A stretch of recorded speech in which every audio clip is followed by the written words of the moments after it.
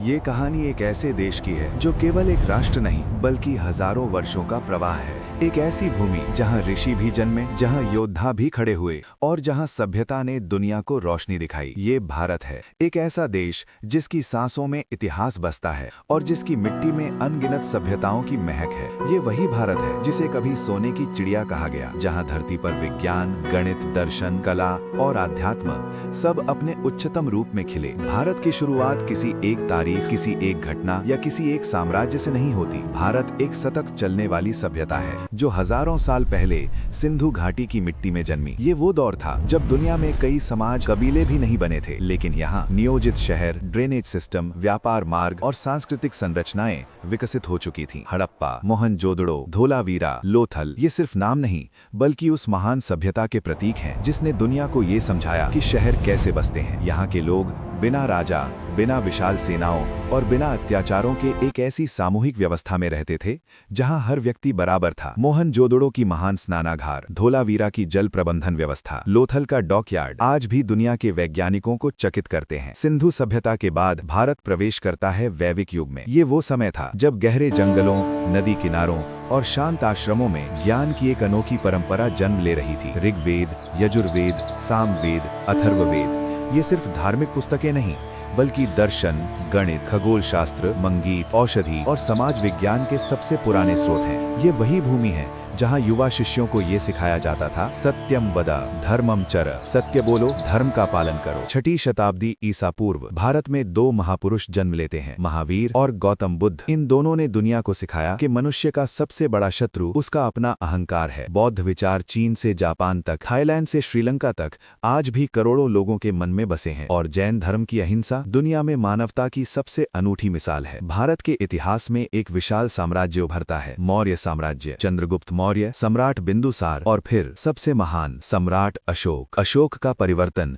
केवल उनके जीवन का नहीं बल्कि भारत की आत्मा का परिवर्तन था। कलिंग युद्ध के बाद जब खून से सनी जमीन को देखकर अशोक का हृदय कांप उठा, वो क्षण भारत के इतिहास का मोड़ बन गया। अशोक ने हिंसा छोड़ धर्म, करुणा और शांति को अपनाया। भारत केवल युद्धों और साम्राज्यों की कहानी नहीं, ये विज्ञान और ज्ञान का केंद्र भी था। आर्यभट्ट, जिन्होंने कहा पृथ्वी गोल है और घूमती है। चरक, जिन्होंने चिकित्सा को एक विज्ञान बनाया। सुश्रुत, जिन्हें दुनिया फादर ऑफ सर्जरी कहती है। पिंगल, जिसने बाइनरी कोड जैसे गणित का आधार दिया। यहाँ शून्य पैदा हुआ, यहाँ दशमलव पद्धति बनी, यहाँ खगोल शास्त्र अपनी चरम सीमा तक पहुंचा। गुप्त काल, एक ऐसा समय जो भारत का स्वर्ण युग कहलाता है। समुद्रगुप्त की कला, चंद्रगुप्त द्वितीय की शक्ति, कालिदास की कविता, वास्तुकला, शिक्षा, संगीत, सब मिलकर भारत को एक सांस्कृतिक महाशक्ति बनाते हैं। भारत वो भूमि थी जहां शिक्षा केवल पढ़ाई नहीं बल्कि जीवन जीने की कला मानी जाती थी। नालंदा, तक्षशिला, विक्रमशिला, ये केवल विश्वविद्यालय नहीं थे, ये ज्ञान के महातीर्थ थे। नालंदा में 10,000 छात्र और 2,000 से अधिक भिक्षु विद्वान 24 घंटे अध्ययन करते थे। यहाँ खगोल शास्त्र, चिकित्सा, गणित, दर्शन, साहित्य, कला, सबका अलग अलग विभाग था। तक्षशिला में चाणक्य ने अर्थशास्त्र की नींव रखी। यहाँ शल्य चिकित्सा से लेकर राजनीति तक हर विषय पढ़ाया जाता था। आज दुनिया भारत से पूछती है आईटी क्यों इतना आगे है, लेकिन दुनिया भूल जाती है कि शिक्षा का डीएनए यहीं से शुरू हुआ था। जहाँ उत्तर भारत में मौर्य और गुप्त चमक रहे थे, वहीं दक्षिण भारत में भी एक स्वर्ण युग जन्म ले रहा था। चोल साम्राज्य, हजारों किलोमीटर दूर दूसरे देशों तक अपना समुद्री व्यापार फैलाने वाला भारत का सबसे सफल समुद्री शक्ति साम्राज्य। राजा चोल, राजेंद्र चोल, इनके नाम सुनते ही विशाल नौसेनाएं, भव्य मंदिर और समृद्ध संस्कृति आंखों में उतर आती है। बृहदेश्वर मंदिर, जिसकी संरचना इतनी उन्नत है कि 1000 साल बाद भी उसकी छत पर डाली गई विशाल चट्टान कैसे रखी गई, आज तक रहस्य है। दक्षिण भारत संगीत, नृत्य और भाषा की असली धुरी था। इतिहास का हर महान राष्ट्र कठिन दौर से गुजरता है। भारत के लिए वो दौर शुरू हुआ जब बाहरी शक्तियां धन, संसाधनों और संस्कृति को देखकर इस भूमि पर टूट पड़ी। तुर्क आक्रमण, महमूद गजनवी, गोरी, मुगलों का उदय, ये संघर्ष का समय था। लेकिन भारत की आत्मा कभी टूटी नहीं। जब उत्तर भारत में आक्रमणों की आंधी चल रही थी, तब पर्वतों, मरुस्थल और किलों में खड़े थे भारत के अमर योद्धा, राजपूत, प्रताप, पृथ्वीराज, हम्मीर देव, राणा सांगा। चाहे प्रताप का हल्दी घाटी युद्ध हो या पृथ्वीराज की वीरता, इन योद्धाओं ने कभी स्वाधीनता के आगे अपना सिर नहीं झुकाया। राणा प्रताप का घास की रोटी खाकर आत्मसम्मान की रक्षा करना भारत की आत्मा का प्रतीक है। आक्रमणों के इस दौर में मुगल साम्राज्य का उदय होता है। भारत की संस्कृति हमेशा से संगम रही है। भारतीय दर्शन, स्थानीय कला और मध्य एशियाई स्थापत्य, इन सब ने मिलकर एक नया भारतीय रूप गढ़ा। ताजमहल, फतेहपुर सीकरी, लाल किला, ये केवल इमारतें नहीं बल्कि उस समय की समृद्ध कला और इंजीनियरिंग का विशाल प्रमाण है। अकबर की नीति, शाहजहां की कला और औरंगजेब का कठोर शासन, इन सब ने भारत के समाज को गहराई से प्रभावित किया। समय आगे बढ़ता है और भारत के पश्चिम में उठती है एक नई शक्ति, मराठा साम्राज्य। छत्रपति शिवाजी महाराज, एक ऐसा नाम जो भारत की स्वतंत्रता की पहली धड़कन है। उन्होंने किलों को युद्ध की रणनीति बनाया, समुद्र में नौसेना बनाई और स्वराज्य का नारा सारी दुनिया को दिखाया। शिवाजी केवल एक राजा नहीं, एक विजन थे, एक विचार थे कि भारत का शासन भारत के हाथों में होना चाहिए। उत्तर भारत में एक और महान शक्ति खड़ी होती है, सिख साम्राज्य। गुरु नानक से शुरू हुई आध्यात्मिक यात्रा गुरु गोविंद सिंह के समय स्वाभिमान और साहस का प्रतीक बन जाती है।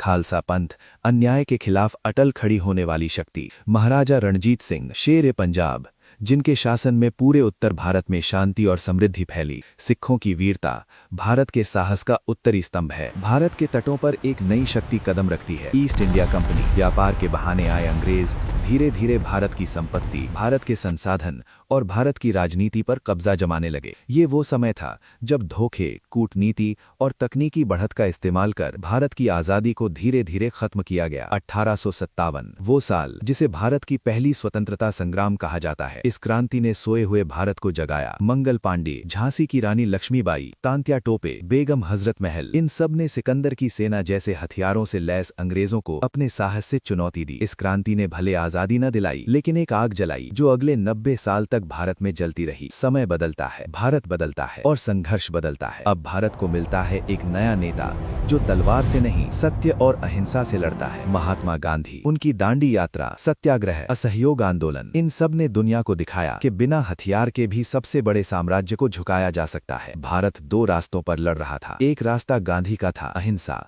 और दूसरा रास्ता साहस, विद्रोह और सैनिक संघर्ष का। इस रास्ते के महानायक थे नेताजी सुभाष चंद्र बोस। जब उन्होंने कहा कि तुम मुझे खून दो, मैं तुम्हें आजादी दूंगा, तो लाखों भारतीयों की रगों में एक नया जोश दौड़ पड़ा। INA, इंडियन नेशनल आर्मी, सिर्फ एक सेना नहीं बल्कि अंग्रेजों के खिलाफ भारत की सबसे बड़ी क्रांतिकारी शक्ति थी। आज भी ये सवाल इतिहास के पन्नों में गूंजता है, यदि नेताजी कुछ और साल जीवित रहते तो भारत की कहानी कुछ और होती। भारत की आजादी सिर्फ राजनीति से नहीं मिली बल्कि कुर्बानियों की आग से निकली। भगत सिंह, 21 साल की उम्र में जिसकी सोच किसी अनुभवी दार्शनिक से आगे थी। राजगुरु, सुखदेव, इन तीनों की वीरता आज भी हर भारतीय के दिल में धड़कती है। भगत सिंह ने कहा था कि क्रांति तब तक व्यर्थ है जब तक उसके पीछे विचार न हो, और उस दिन 23 मार्च 1931 भारत का दिल सदा के लिए बदल गया। 1947 जब भारत आजाद हुआ तो ये स्वतंत्रता सिर्फ खुशियां नहीं लाई बल्कि इतिहास का सबसे बड़ा दर्द भी लेकर आई। विभाजन, हजारों साल एक साथ रहने वाले लोग अचानक धर्म की लकीरों में बांट दिए गए। ट्रेनें लाशों से भरी आती थीं, गांव जल रहे थे, परिवार बिछड़ रहे थे। भारत की आत्मा एक ऐसा घाव झेल रही थी जिसकी पीड़ा आज भी महसूस की जाती है। परंतु भारत उठता है, हमेशा की तरह। हर कठिन समय से, लंबे संघर्ष, असंख्य बलिदान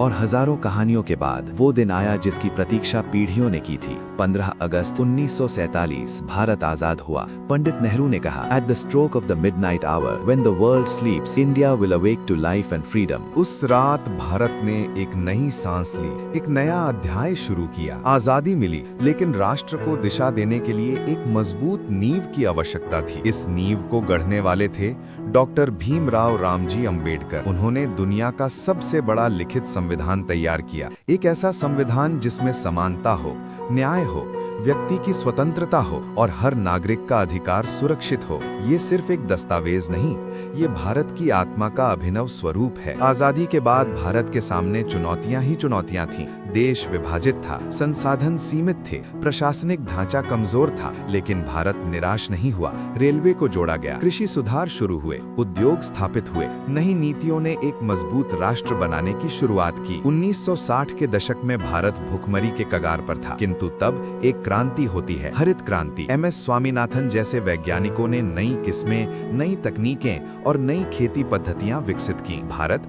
जो कभी अनाज आयात करता था, कुछ ही वर्षों में दुनिया में सबसे बड़े खाद्य उत्पादक देशों में से एक बन गया। ये क्रांति भारत की धड़कन बचाती है। आजादी के बाद भारत ने तुरंत 3 बड़े युद्धों का सामना किया। 1962 चीन, 1965 पाकिस्तान, 1971 पाकिस्तान। इन युद्धों ने भारत को शक्ति, रणनीति और एकता का नया अर्थ सिखाया और 1971 उस युद्ध ने दक्षिण एशिया का नक्शा बदल दिया। भारत ने बांग्लादेश को एक स्वतंत्र राष्ट्र बनने में मदद की। ये लड़ाई सिर्फ सीमाओं की नहीं बल्कि मानवता की थी। 1969 जब भारत संघर्षों से उभर रहा था, तभी एक बीज बोया जाता है, इसरो। तब दुनिया हंसती थी, कहती थी ये गरीब देश अंतरिक्ष में क्या करेगा, लेकिन भारत ने हिम्मत और दिमाग से सबको जवाब दिया। PSLV से लेकर GSLV, मंगलयान से लेकर चंद्रयान 3, भारत ने अंतरिक्ष में अपना नाम सोने के अक्षरों में लिख दिया। और ये सब कम बजट में, उच्च तकनीक से, स्वदेशी क्षमता से। 1991 भारत एक आर्थिक संकट में था, विदेशी मुद्रा लगभग खत्म, राष्ट्र दिवालिया होने के कगार पर। तभी एक दूरदर्शी नेता डॉक्टर मनमोहन सिंह देश की अर्थव्यवस्था में ऐसा सुधार करते हैं जिससे भारत नई दिशा में दौड़ने लगता है। उदारीकरण, निजीकरण, वैश्वीकरण, इन 3 नीतियों ने भारत की अर्थव्यवस्था को एक नया भविष्य दिया। 1990 के दशक में जब दुनिया तेजी से बदल रही थी, कंप्यूटर, इंटरनेट और नई तकनीक हर देश का भविष्य तय कर रहे थे, और इसी दौर में भारत ने एक ऐसा कदम उठाया जिसने पूरे ग्रह को चौंका दिया। IT क्रांति। बेंगलुरु, हैदराबाद, पुणे, गुरुग्राम, ये शहर डिजिटल भारत के नए मंदिर बन गए। HCL, इन्फोसिस, TCS, विप्रो, इन कंपनियों ने भारत को दुनिया का टेक ब्रेन बना दिया। आज गूगल, माइक्रोसॉफ्ट, IBM जैसी दुनिया की बड़ी कंपनियों में भारतीय नेतृत्व कर रहे हैं। भारत केवल एक उपभोक्ता नहीं बल्कि डिजिटल युग का निर्माता बन चुका है। 21वीं सदी आते आते भारत डेटा और तकनीक से एक नया रूप लेता है। आधार, दुनिया का सबसे बड़ा बायोमेट्रिक प्रोजेक्ट। UPI, एक ऐसा सिस्टम जिसने भारत को कैशलेस अर्थव्यवस्था की सुपर पावर बना दिया। गांवों तक internet, digital banking, startup nation. Bharat एक विशाल डिजिटल क्रांति के केंद्र में है। भारत सिर्फ संस्कृति का देश नहीं, साहस का घर भी है। भारतीय सेना, वायुसेना, नौसेना, ये सिर्फ सैन्य शक्ति नहीं बल्कि भारत की रीढ़ है। सियाचिन का -50 डिग्री सेल्सियस तापमान, राजस्थान का तपता रेगिस्तान, समुद्र की गहराइयां, भारत का सैनिक हर जगह देश की रक्षा के लिए अडिग खड़ा है। कारगिल युद्ध, सर्जिकल स्ट्राइक, बॉर्डर सुरक्षा, हर जगह भारत की सेनाओं ने अद्भुत वीरता दिखाई है। भारत की सबसे बड़ी शक्ति उसकी विविधता है।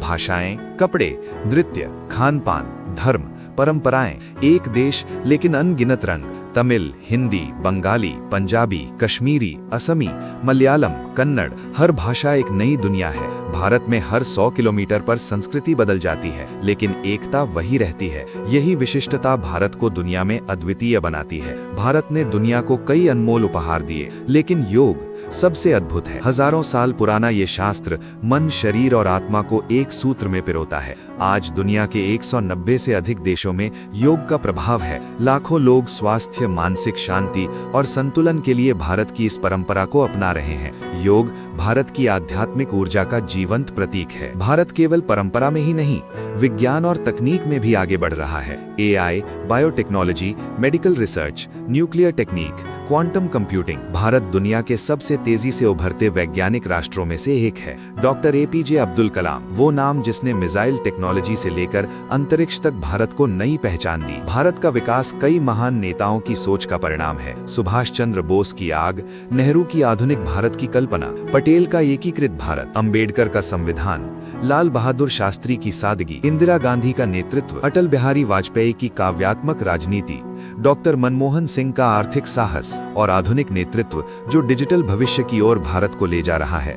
इन सभी ने भारत के निर्माण में अपना अमूल्य योगदान दिया। भारतीय खेलों की कहानी केवल मैदान में जीत की नहीं बल्कि दृढ़ता, मेहनत और आत्मविश्वास की कहानी है। ओलंपिक में नए कीर्तिमान, क्रिकेट में दुनिया की सर्वश्रेष्ठ टीमों में एक, बैडमिंटन में विश्व चैंपियन, कुश्ती और बॉक्सिंग में नई पीढ़ी का प्रभुत्व। भारत के खिलाड़ी दुनिया में अपनी छाप छोड़ रहे हैं। खेल नई भारतीय पहचान का हिस्सा बन चुका है। आज भारत दुनिया की सबसे तेजी से बढ़ती आर्थिक शक्तियों में से एक है। समृद्ध शहर, तेजी से बढ़ता infrastructure, highway, expressway, metro network, airport. Bharat अपने भविष्य की ओर तेजी से बढ़ रहा है। एक ऐसा भविष्य जहां तकनीक, परंपरा और आधुनिकता एक साथ चलती हैं। भारत सिर्फ भौगोलिक जमीन का नाम नहीं, भारत एक विचार है, एक अनुभव है, एक भावना है। ये वो देश है जहां सदियों से लोग सिर्फ रहने नहीं आते बल्कि जीवन का अर्थ समझने आते हैं, क्योंकि भारत की मिट्टी में सिर्फ इतिहास नहीं, यहाँ सदियों की आध्यात्मिक तपस्या,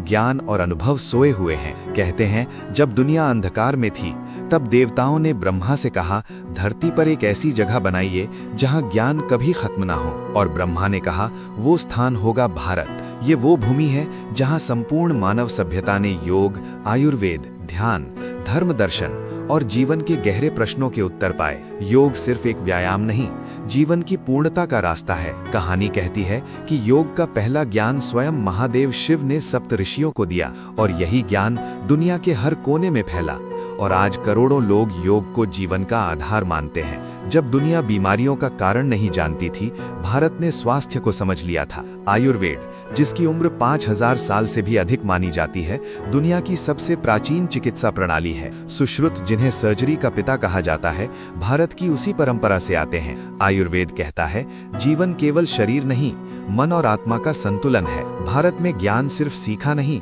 उपलब्ध कराया गया। नालंदा विश्वविद्यालय, जहां 10,000 छात्र और 2000 शिक्षक थे, आज के कैम्ब्रिज, ऑक्सफोर्ड, हार्वर्ड से भी पहले। यहाँ प्रवेश परीक्षा होती थी। यदि छात्र प्रश्नों का उत्तर नहीं दे पाता तो उसे वापस लौटना पड़ता। भारत की संस्कृति भारत की मिट्टी की तरह ही उपजाऊ है, इतना उपजाऊ कि जिसने भी इसे छुआ समृद्ध हो गया। भरतनाट्यम, कथक, ओडिसी, कुचिपुड़ी, शास्त्रीय संगीत, राग, ताल, संगीत, वाद्य, सब ने दुनिया को प्रभावित किया है। और जब विश्व भारत आया तो भारत ने बाहें खोलकर स्वागत किया। यहाँ त्योहार सिर्फ पर्व नहीं, समाज का उत्सव है। यहाँ रंगों से होली खेली जाती है, लेकिन दिलों से दिवाली मनाई जाती है। भारत में अलग अलग धर्म, अलग अलग विश्वास, फिर भी सभी एक ही सूत्र में बंधे, विविधता में एकता। यही भारत की असली ताकत है। भारत का कला संसार इतना विशाल है कि इसे कुछ पलों में समझा ही नहीं जा सकता। ताजमहल, प्रेम का प्रतीक; एलोरा, मानव कौशल की सीमा; हम्पी, स्वर्ण युग की राजधानी; खजुराहो, मानव भावना का कला रूप; काशी, जहां समय से भी पहले समय ठहर गया। भारत ने सिर्फ संस्कृति नहीं दी, भारत ने दुनिया को विज्ञान दिया। शून्य, जिसके बिना आधुनिक दुनिया असंभव है, भारत की देन है। आर्यभट्ट ने पृथ्वी को गोल बताया, उस समय जब काफी दुनिया इसे सपाट मानती थी। भारत एक किताब नहीं, भारत एक लाइब्रेरी है, इतनी बड़ी कि इसमें इतिहास के हर युग की कहानी दर्ज है, इतनी समृद्ध कि जिसे समझने में एक जीवन कम पड़ जाए। और ये यात्रा अभी खत्म नहीं हुई है, क्योंकि भारत की आत्मा आज भी जीवित है। वो आज भी सांस लेती है, आज भी सीखती है और आज भी दुनिया को नया रास्ता दिखाती है। भारत की कहानी में एक ऐसा काल भी आया जब दुनिया इसे सोने की चिड़िया कहती थी। ये वो समय था जब भारत दुनिया की अर्थव्यवस्था का 1/3 हिस्सा था। यहाँ के बाजार चांदी और सोने से चमकते थे। खेती इतनी उपजाऊ थी कि लोग भूख शब्द भी नहीं जानते थे, और व्यापार इतना मजबूत था कि भारत की समृद्धि रोम, मिस्र, ग्रीस और चीन तक फैली हुई थी। भारत केवल आध्यात्मिक देश नहीं था, भारत एक अत्यंत बौद्धिक, रणनीतिक और आर्थिक शक्ति भी था। चाणक्य, दुनिया के पहले अर्थशास्त्री, पहले रणनीतिकार, पहले राजनयिक, उनके लिखे अर्थशास्त्र में कर, नीति, सैन्य व्यवस्था, जासूसी सिस्टम, व्यापार प्रबंधन, सब कुछ दर्ज है। और उसी ज्ञान से जन्म दिया एक महान सम्राट, चंद्रगुप्त मौर्य। चंद्रगुप्त मौर्य का साम्राज्य अपने समय का सबसे बड़ा साम्राज्य था। प्रशासन, सुरक्षा, व्यापार, कानून, भारत दुनिया को नेतृत्व दे रहा था। और इस स्वर्ण युग को सबसे ऊंचाई पर पहुंचाया सम्राट अशोक ने। कलिंग युद्ध के बाद अशोक ने तलवार रख दी और हाथ में लिया धर्म का मार्ग। उन्होंने हिंसा छोड़कर मानवता, दया और करुणा की नीति अपनाई। अशोक ने संदेश दिया, जीत केवल धरती पर नहीं, जीत दिलों में होनी चाहिए। उनके स्तंभ आज भी खड़े हैं, जैसे भारत की आत्मा को संभाले हुए। मौर्यों के बाद आया गुप्त वंश, जिसे भारतीय इतिहास का गोल्डन एज कहा जाता है। यही वो समय था जब आर्यभट्ट ने शून्य और दशमलव को नए रूप में दुनिया को समझाया। ये वो काल था जब कला, व्यापार, चिकित्सा, साहित्य, विज्ञान सब अपनी चरम सीमा पर थे। भारत का साहित्य इस काल में स्वर्ण अक्षरों में लिखा गया। महाकवि कालिदास, जिन्हें भारत का शेक्सपियर भी कहा जाता है, ने ऐसी रचनाएं लिखी जिन्हें आज भी नाटक, कला और कविता की दुनिया में सर्वश्रेष्ठ माना जाता है। उस समय दुनिया का विज्ञान भारत से सीख रहा था। चरक संहिता, सुश्रुत संहिता, आर्यभट्टीय, बृहद संहिता, पिंगल छंद शास्त्र, ये ग्रंथ इतने आधुनिक थे कि उनके सिद्धांत आज भी प्रासंगिक हैं। भारत दुनिया के व्यापार का केंद्र था। मसाले, रेशम, कपास, सोना, हीरे भारत निर्यात करता था। रोमन साम्राज्य के सम्राट कहते थे, भारत सोना खींच लेता है, क्योंकि भारत की गुणवत्ता, भारत की कला, भारत की संस्कृति दुनिया को मोहित कर लेती थी। भारत का स्वर्ण युग सिर्फ एक इतिहास नहीं, ये एक प्रमाण है कि ये भूमि ज्ञान, विज्ञान, संस्कृति और समृद्धि का केंद्र रही है। लेकिन इतिहास यहाँ नहीं रुकता। भारत की कहानी आगे और भी रोमांचक होती है। अगला अध्याय, आक्रमणों का दौर और भारत की अनंत सहन शक्ति। हर सभ्यता अपने उत्कर्ष पर पहुंचती है और फिर एक समय आता है जब इतिहास उसे एक नई परीक्षा देता है। भारत के लिए ये परीक्षा थी आक्रमणों का दौर, एक ऐसी अवधि जो लगभग 1200 वर्षों तक फैली रही, लेकिन भारत की आत्मा कभी झुकी नहीं। 326 ईसा पूर्व विश्व विजेता सिकंदर दुनिया पर विजय का स्वप्न लेकर भारत की सीमा पर पहुंचा, लेकिन भारत ने उसका स्वागत फूलों से नहीं, शेरों से किया। राजा पोरस ने अपनी छोटी सेना के बावजूद दुनिया के सबसे शक्तिशाली विजेता को ऐसी चुनौती दी कि सिकंदर के सैनिक भारत से भागना चाहते थे, और इतिहास ने पोरस के साहस को अमर कर दिया। समय आगे बढ़ा और फिर भारत को सामना करना पड़ा नए आक्रमणकारियों का। शक, हूण और कुषाण, उन्होंने भारत पर कई बार हमले किए, लेकिन भारत की स्थायी सभ्यता ने हर बार खुद को फिर खड़ा कर लिया। भारत की विशेषता यही थी, ये टूटता जरूर था, लेकिन बिखरता कभी नहीं था। 7वीं शताब्दी में भारत को एक महान शासक मिला, सम्राट हर्षवर्धन। उन्होंने उत्तर भारत को एक नई ऊर्जा दी, सभ्यता को एक नया आकार, और भारत फिर से समृद्धि की ओर बढ़ा। लेकिन इतिहास की अगली लहर और भी बड़ी थी। 712 ईस्वी में अरब सेनाएं भारत पहुंची। मोहम्मद बिन कासिम ने सिंध पर आक्रमण किया। ये भारत की सीमाओं पर एक नया अध्याय था, सांस्कृतिक, सामाजिक और राजनीतिक परिवर्तन का। लेकिन भारत की जड़ें इतनी गहरी थीं कि कोई भी सभ्यता यहाँ आकर भारत को भारत से अलग नहीं कर पाई। 1191 ईस्वी, तराइन का पहला युद्ध। पृथ्वीराज चौहान ने मोहम्मद गौरी को हराकर वापस भेज दिया। उनकी वीरता, उनकी तलवार, उनका शौर्य गाथा भारत के इतिहास में अमर है। लेकिन अगले वर्ष एक भूल, एक रणनीति की कमी और तराइन का दूसरा युद्ध हार गया। ये वो पल था जब भारत का इतिहास एक लंबे संघर्ष की ओर मुड़ गया। भारत में पहली बार दिल्ली राजनीतिक शक्ति का केंद्र बनी। कुतुबुद्दीन ऐबक से लेकर अलाउद्दीन खिलजी तक और मोहम्मद बिन तुगलक तक सल्तनत ने भारत को एक नई दिशा दी। कभी कठोर, कभी उदार, कभी विस्तारवादी, कभी सुधारवादी। भारत बदल रहा था, लेकिन भारत की आत्मा अडिग थी। अलाउद्दीन खिलजी ने मंगोलों को भारत में प्रवेश नहीं करने दिया। इसकी वजह से भारत मध्य एशिया के विनाश से बचा रहा। चित्तौड़ की रानी पद्मिनी, राजपूतों का शौर्य, ये इतिहास की अमर कहानियां हैं। समय बीतता गया, सत्ता बदली, लेकिन भारत का संघर्ष जारी रहा।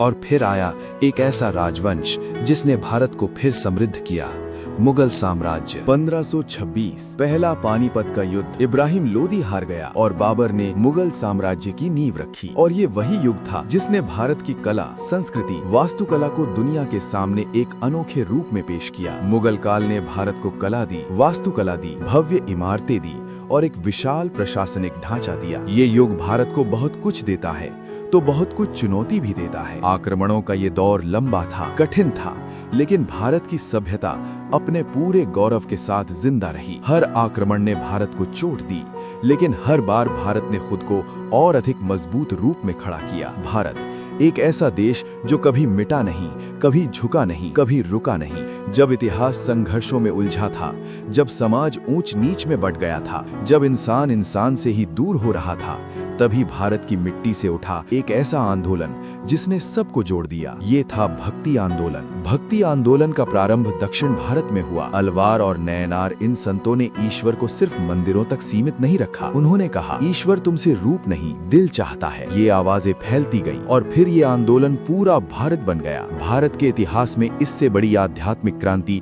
शायद ही कभी हुई हो। कबीर ने कहा, न हिंदू न मुस्लिम, पहले इंसान बन। रैदास ने कहा, सबका मालिक एक। मीरा ने कहा, प्रेम ही परम भक्ति है। तुलसीदास ने रामचरितमानस लिखकर सदियों से बिखरे लोगों को बांध दिया। और फिर आए गुरु नानक देव, जिन्होंने पूरा पंजाब, पूरा भारत एक नए आध्यात्मिक रास्ते पर चलाया। सिख धर्म का मार्ग, भारत में प्रेम का एक और रूप बुना गया। सूफीवाद, सूफी संतों ने कहा ईश्वर की खोज मस्जिद में नहीं, दिल में करो। चिश्ती, कादरी, सुहरावर्दी, इन सूफी संतों ने भारत में धर्म को नहीं, मानवता को फैलाया। भक्ति आंदोलन ने भारत की आत्मा से परतें हटाई। जातिवाद को चुनौती मिली, समाज में समानता बढ़ी, स्त्रियों को आवाज मिली, कला और संगीत को नया रूप मिला, भाषा संस्कृत से जनता की बोली में बदली। भक्ति ने वो किया जो तलवारें और शासन नहीं कर सके, दिलों को जोड़ा। इस काल में संगीत ने एक नई उड़ान भरी। पंडितों का संगीत जनता का संगीत बना। भक्ति गीत, अभंग, भजन, कीर्तन, भारत की ध्वनि विश्व में फैलने लगी। दक्षिण भारत ने भक्ति और कला को अभूतपूर्व ऊंचाई दी। चोलों ने भारत की मूर्तिकला और मंदिर वास्तुकला को दुनिया में सर्वोच्च स्थान दिया। आज भी बृहदेश्वर मंदिर देखकर दुनिया चकित रह जाती है। भक्ति आंदोलन भारत का पुनर्जन्म था। जहां संघर्ष था वहां समभाव आया, जहां विभाजन था वहां प्रेम आया, जहां डर था वहां ईश्वर का नया दर्शन आया। भारत एक बार फिर खड़ा हुआ, तैयार एक नए युग में प्रवेश करने के लिए। लेकिन आगे आने वाला समय और भी चुनौतीपूर्ण था, क्योंकि इतिहास लिखने आ रहा था दुनिया का सबसे बड़ा संघर्ष, सबसे बड़ा मोड़ और सबसे लंबी लड़ाई, ब्रिटिश शासन का दौर। आगे जानने के लिए इंतजार करें दूसरे पार्ट का।